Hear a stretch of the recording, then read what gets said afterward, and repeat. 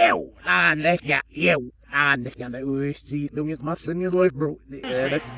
Excuse me. What in the world are you thinking? Me, Gene, the first thing you need to do is to tell these people to shut up if you want to hear what I gotta say. What up, y'all? It's KMB, the Sexy Ninja, in the place to be for a Paper Saber universe, and this is the New World Podcast, brother. And we're talking about Raw, October 7th, 2024. Joe and Wade on commentary. We're in St. Louis, baby. It is the official 2-hour version of Raw going forward. And I will say, it kind of got I kind of had to get used to it because it was like, here's the main event. And I was like, whoa, wait a minute, where did, oh yeah, it's 2 hours. 2. But that it's not a bad thing because they can tighten up some stories and whatnot. Sexy Red's here. You know, she's going to perform on NXT tonight. Then we get a Bad Blood recap and we get CM Punk. He's beat up and everything like that. He comes out and he says, he doesn't walk all the way to the ring. He's like, hey, you know, I told y'all I didn't have another Hell in a Cell match in me. And that's the God honest truth. I didn't, but I did what I had to do. I don't feel like a winner. You know, I'm beat up. He goes, and I don't know how long I have until I can get back to where I need to be. And he's talking, and it sounds like a retirement speech, but I just think it's more like, you know, playing to the crowd, being like, I gave my all for y'all. You know, I gave it all in that match between Drew McIntyre and me. And Drew McIntyre is not here tonight, so we'll see how long he's gone. He has some massive stitches on his head and stuff like that. So, and as he's talking, you know, and he's about to leave, Seth Rollins interrupts. Again, they go face to face. You just get this goosebump moment in your arm. You're like, oh my gosh, you know. And it's definitely surreal because it's just like, oh, these two just hate each other so much. We're building to something with these two, and I cannot wait. Seth cuts a promo on Bronson Reed. It's like, yo, man, you made your point. You made your noise. You took me out. You beat me down. But Bronson, I will face you and fight you anytime, anywhere. You name the place. You know, I'm back better than ever, and you're gonna sing my song. Oh.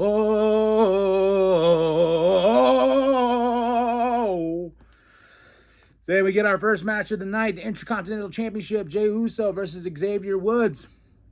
Fun match, man. A lot going on. Jey Uso, though, he did interrupt Seth Rollins. He kind of just came in, you know, and that was like, ooh, we got another little storyline right there. Okay. But we have a great match between Jey Uso and Xavier Woods. Jey Uso gets the win.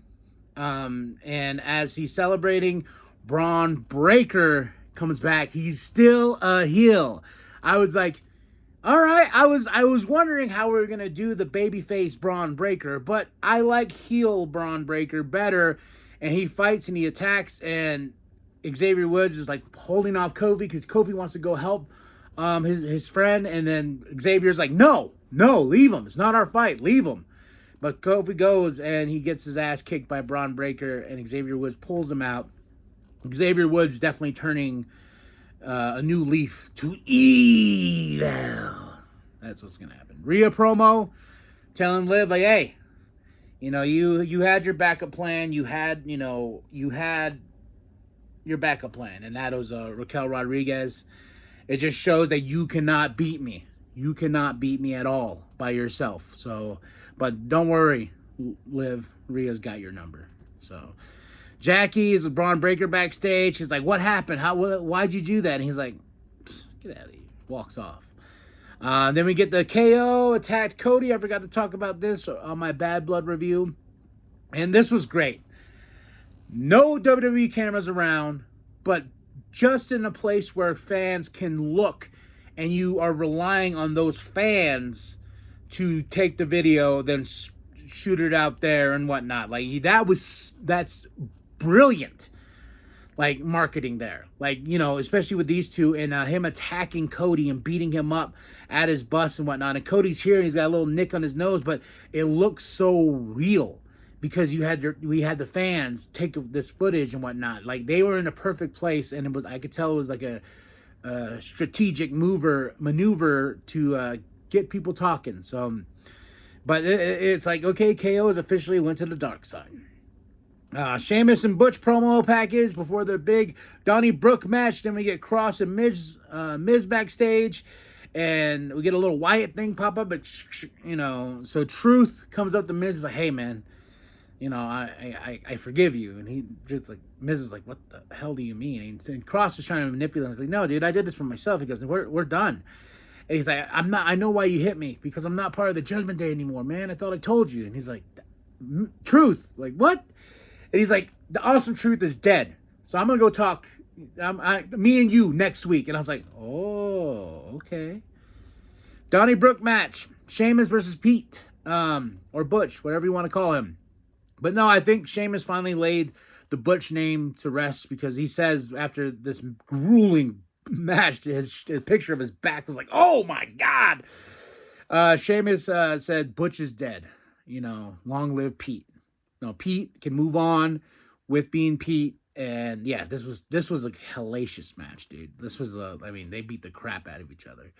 Then we get Kathy with Cody backstage, and then Cody and Sammy, because Sammy has his big World Heavyweight Championship match tonight. And rumor was going around, and I was like, gosh, please, Lord, don't let it happen, that Mr. Goldberg was going to cause some sort of distraction or cause Gunther to lose that World Championship and Sammy winning. I was like, man, I know Triple H is smarter than that. Like, Sammy winning the championship is at a pay-per-view, is at a WrestleMania, is at something special, not Raw.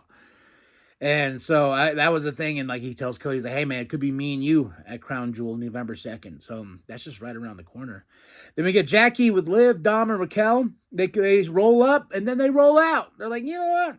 And then Liv's like, Rhea could talk all she wants, because you want to know why? At the end of the day, I still win. I'm still winning. I still got the championship. I got Dom. I got the Judgment Day. So she can do all she wants. And I'm still winning. So then they're like, you know, we don't need to be here tonight. So they roll off. Adam and Ava's backstage, and Ethan comes up. He's like, hey, I want you to handle what happened with CM Punk. He intervened in my match. He's like, well, you still lost, right? Ava, little jabs at him as well. Then Ava's like, hey, I got to go. And then she's like, I'm not on the clock. He's like, well, what are you doing here? Then Sexy Red comes in, and they're like, okay. They roll out. Sexy Red's going to perform tomorrow on NXT. Then we have Fire, Dawn, and PFC versus Natalya, Lyra, Zelina, Carter, and Chance. This was a really good match. Like, all the matches, I gotta say, were top tier, and everything felt so like together. Like SmackDown has. Like, it's that nice package 2 hours. Like, here you go, boom, boom, boom, boom, boom. And I've been waiting for the day Raw was gonna finally go 2 hours, and I finally saw it, and I'm like, yes, this is a tight show. But then, on the other hand of it, SmackDown's going to go to 3 hours. So it's definitely refining that balance. And I think the 2 hour mark for a wrestling show is great. I always thought the 3 hours was just like, you got to stuff that bad boy with whatever you can. But it also gives opportunity to other talents to showcase what they can do. But this match right here, this 5-on-5 was awesome. I mean, I had such a good time with this match. And Natalya, Lyra, Zelina, Carter, and Chance, they get the win over PFC and Fire and Dawn, or Unholy Union, whatever you want to call them.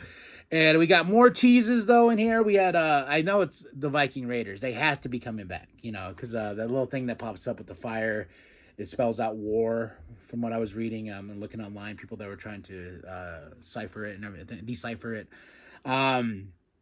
And then we get another Motor City. Oh yeah, baby. That big tag team's coming. They're on the roll. They're gonna be here. Then we get Bianca and Jade promo. They have accepted the challenge from Damage Control. Then we get into our World Heavyweight Championship match, and I was like, whoa. We're already here. Oh yeah, 2 hours.